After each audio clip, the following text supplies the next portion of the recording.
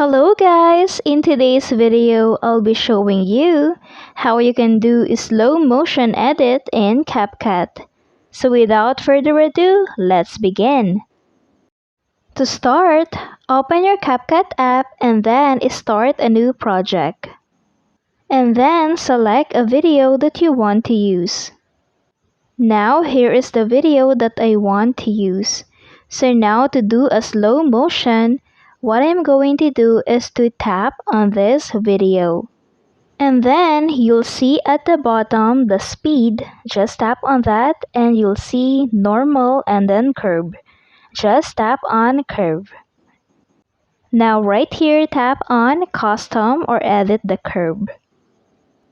Right here, you can edit now on how fast or slow-mo you want the video will become. And then right here, if I move the beat upward, it will make the video faster. But when I move it downward, it will then make the video slower. You can also delete or add a beat if you want.